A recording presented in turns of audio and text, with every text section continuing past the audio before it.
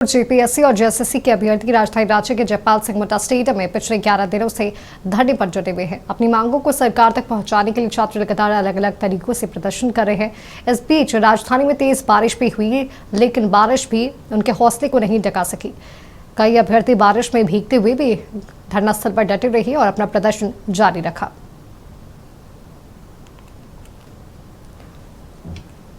अब आपको सीधा लिए चलते हैं रांची के जयपाल सिंह मुंडा स्टेडियम, जहां हमारे सहयोगी यशवंत हमारे साथ लाइव जुड़े हुए हैं। यशवंत, जेपीएससी और जेएसएससी के अभ्यर्थी कई दिनों से जयपाल सिंह मुंडा स्टेडियम में धरना प्रदर्शन दे रहे हैं। कल तेज बारिश के बावजूद वो प्रदर्शन में डटे रहे। फिलहाल क्या तस्वीरें वहां पर देखने को मिल रही है?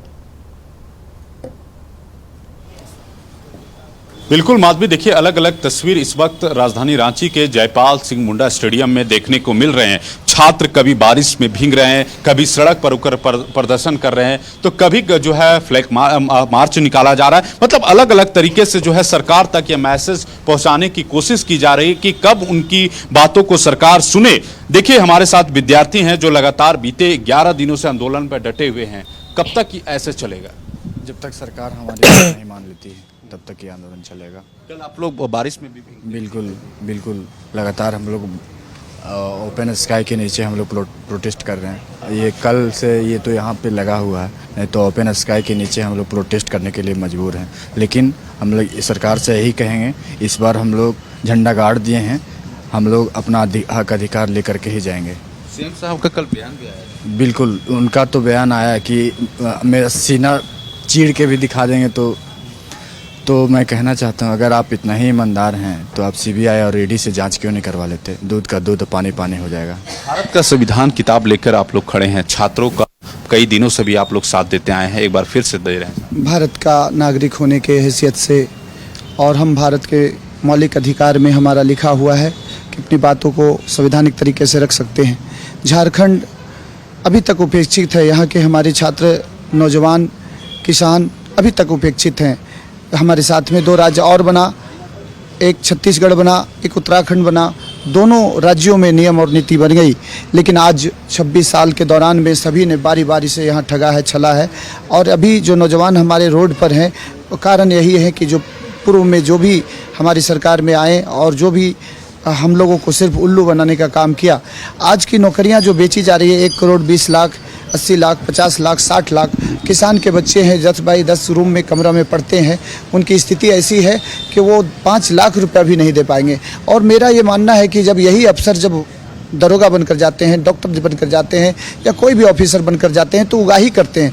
तो भ्रष्टाचार कहाँ से होता है? भ्रष्टाचार यहीं से शुरुआत होता है। अब सेटिंग वेटिंग करके नौकरी लेते हैं तो यही अफसर जा करके भ्रष्टाचार करते हैं। और सब मुझे लगता है कि सबसे बड़ा भारत के अंदर अगर सबसे ज़्यादा जो देश को खोखला कर रहा है वो भ्रष्टाचार है। इसलिए मेरा मानना है कि इस पर एकदम आर पार की लड़ाई है। अब सर, जैसा कि हेमंत आप बोल रहे हैं सीना चीर के दिखा देंगे, तो सीना चीरने का ज़रूरत नहीं है।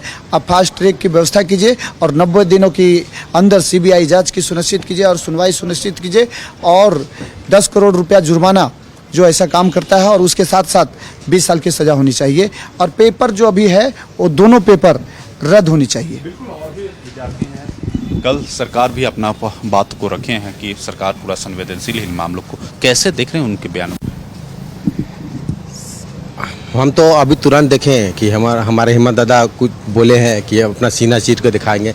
वो चाह रहे हैं कि इस तरह का भ्रष्ट ना हो, लेकिन क्या करें, ये हमारा जब से हम लोग का झारखंड बना है ना, जेपीएससी और जेएसएससी दोनों जो संस्था है ना, बंदर बाट किया हुआ है। यहाँ किसी का भी सरकार हो, उन लोग को अपना बाज नहीं है, मतलब कि पेपर लीक कराने के लिए आप गड़बड़ी होना ही है।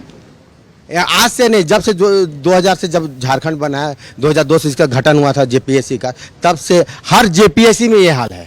बिल्कुल, देखिए हमारे साथ छात्र नेता देवेंद्र महतो हैं। बता दें कि 2 दिन से जो इसी तरह भूख हड़ताल पर बैठे हुए हैं, धीरे धीरे उनका तबीयत भी खराब होता जा रहा है। हम जरूर उनसे बातचीत की कोशिश करेंगे। देवेंद्र जी, ये इस तरह कब तक चलेगा?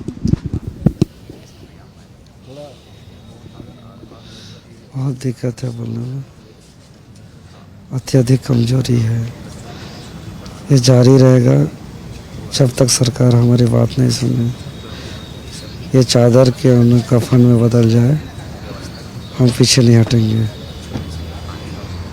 बिल्कुल, देखिए साफ तौर पर जो है भूख हड़ताल जारी है। लगातार जेपीएससी और जेएसएससी के अभ्यर्थी जो है लगातार भूख हड़ताल पर बैठे हुए हैं।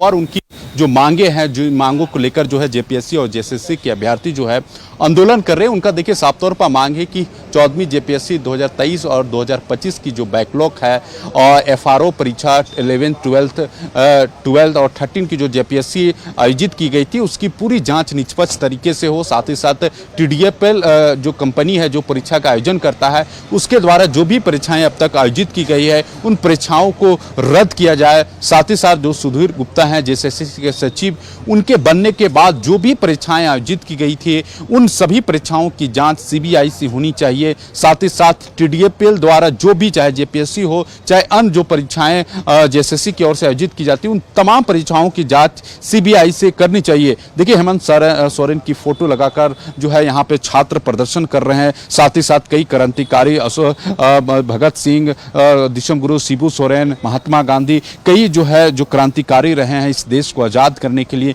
उन तमाम लोगों का जो है इस यहाँ पे इस प्रोटेस्ट स्थल में जो है उनके प्रतिमा को माल्यार्पण करके जो है उन्हें सम्मान के साथ जो है इसी के राह पर जो है तमाम जो छात्र है आंदोलन कर रहे हैं। तो साफ तौर पर देखिए माधवी, उनका आंदोलन जो है धीरे धीरे अब उग्र होता जा रहा है। साफ तौर पर जो है अभ्यर्थियों का कहना है कि जब तक उनकी मांग पूरा नहीं होता तब तक इसी तरह आंदोलन आगे करते रहेंगे।